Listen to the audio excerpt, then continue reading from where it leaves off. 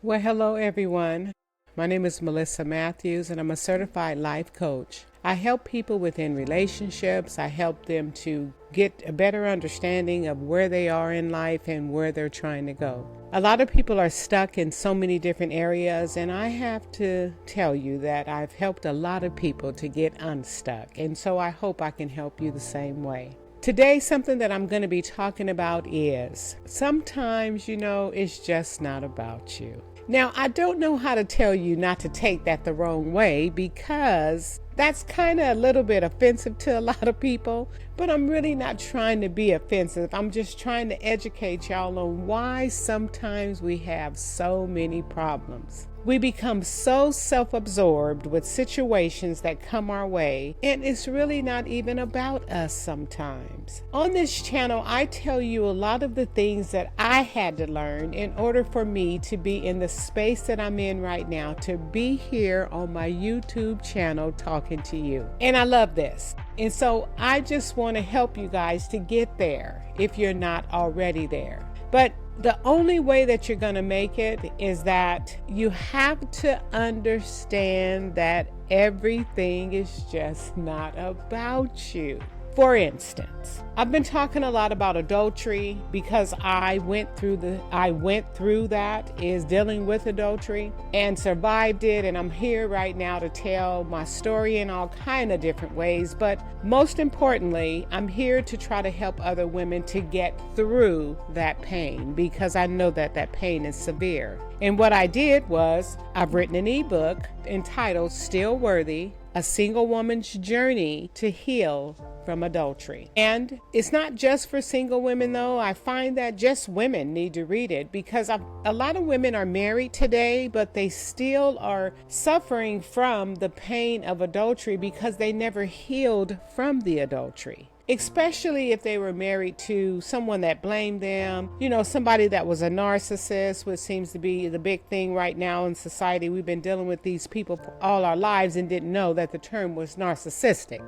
But a lot of people are dealing with that. They're getting gaslighted, lit, where it's back and forth. They put it on you. Well, I wouldn't have did this if you hadn't, all these different things. But the people that absorb that type of information the most, sometimes they think that everything is about them. I want you to ask yourself, are you one of those people? But the only way that you can ask yourself is that you got to find out what that's all about. And so that's what I'm going to be talking about today. So when someone cheats on you, please don't blame yourself. Please don't say, could I have done to have stopped them from doing that? Sometimes you can analyze yourself and see that there might be things that you need to work on to improve a situation, and there may have been things that you could have worked on to improve your situation. But my main point from this is not to blame yourself. And the reason that I say not to blame yourself is because your actions did not make that person choose to go and be with someone else. That was their decision. A lot of times what you find with adulterers is that they have their own issues, insecurities, and all these other problems that a lot of times we women take on, and we think that our job is to fix them. If I just did this, then they wouldn't do that. If I would have just been a better wife, then they wouldn't have cheated. If I would have cleaned the house more, then they wouldn't have cheated. If I had been more sexual, then they wouldn't have found comfort with someone else. Don't do that. Don't do that.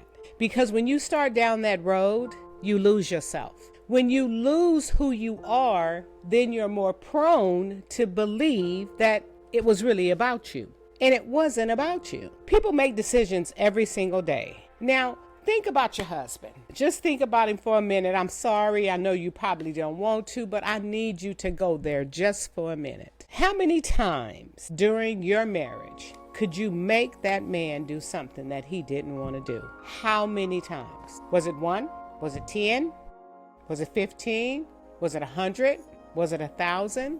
How many times did you make him do something that he didn't want to do? I need you to just come up with the number for yourself. just so you could just say it out loud. So let's just give the number 10, and you guys were married 10 years. So one time a year, you got him to do something that he didn't want to do. Now, what was it? Let's say it was to go spend time with the in-laws. He didn't want to be around your mama. She don't like him. He didn't like her. Whatever it was. You got him to do that one time a year. Now, what did you go through in order to get him to do that? Also think about, what did you go through afterward when he did that? And you really believe that you had the ability to make him commit adultery? Nope. Sorry. I'm so sorry. It wasn't about you. It wasn't about you. That was about him. That was about his decision.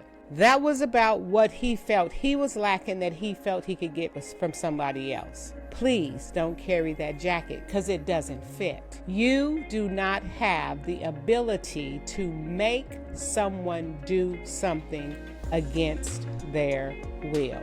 Do you know that God doesn't even do that to us? Do you know that he don't force us to serve him? That's our decision. It's going to be consequences if we choose not to, but it's still our decision. Just like it's going to be consequences if we choose to, but it's still our decision. And now you think another human being, you had the ability to make that person cheat on you, cause you pain, make you end up divorced. Maybe you went back. Maybe you're miserable now because you went back. Maybe you're happy now because you went back. But you still can't forgive him for what he did. But that's your fault. No, we cannot do this to ourselves anymore, ladies. We just can't. It's not okay. Do you really believe you're that type of woman that you can force somebody else to do something that they don't want to do? Like with another person? Like get naked and be with another person? You can make somebody do that without having a gun to their head? Not possible. You, my dear, do not have that much power. It's not the way the world works. So don't blame yourself. Don't think that it's about you. It's not about you. And when you stop thinking that it is, you will be on your journey to healing. That's what I'm talking about in my ebook, Still Worthy. You got to get it. You have got to get that book when you can, because it's going to change your thinking. It's going to bring you out of the darkness of this hole that we have a tendency to fall in when people cheat on us. Now, I'm not saying that you're going to come out of it all healed and fine, because you got to do the work. You got to do the work, because you know what? The work is all about you. That's when it's about you, is when you're putting in the work to help you to be a better person. You to be the woman that you was made to be. Now you have the ability to do that. You know something else that I do? Coaching one-on-one, because y'all got to talk about this stuff. I'm even in the process of forming group sessions so that women can get together and know that they are not alone with this adultery. This adultery thing is knocking people out. It's destroying families. It's hurting women, and it's causing y'all to think that it's your fault. And if you have children and then the other woman have children by your husband, ex-husband, that's something else to deal with. That's a whole nother ball game. Now you got to think about if you want your child to know the other child. Now you got to think about what you gonna do next to deal with this situation. Because for some reason, when these men have children with other people, we still be offended. And they don't even belong to us no more, because we still be thinking that it's about us, but it's not. You know what? I remember someone telling me one time that they didn't even really like their husband anymore. You know, he just didn't do it for them anymore. And then he went out and cheated, and then they was all hurt and all that. They totally forgot how miserable they were with the man. That's the type of stuff that happens to us. We can't be doing that. That's like, that's that back and forth stuff. You don't know who you are. Well, I don't like you, but I don't want nobody else to like you. That stuff is not okay. Y'all can't be doing that. That's not okay. It will drive you nuts. That person does not belong to you no more. Now, when they with you and they cheat, that pain that comes from that is something that you have to really work through. I'm with you on that. Been there. But when somebody don't want you no more and they show you that, you cannot put yourself in a situation to where you think that it's still about you, because it's not anymore. And you have to be able to move forward. Allow yourself to have a life. Allow yourself to heal. Please. Healing from adultery is life-saving. It is invigorating. It is necessary so that you can be the woman that can trust again, and know that you can trust again, and know that you can trust yourself again to choose better next time, because you didn't learn from the last mistake. These are the things, ladies, that we got to work with.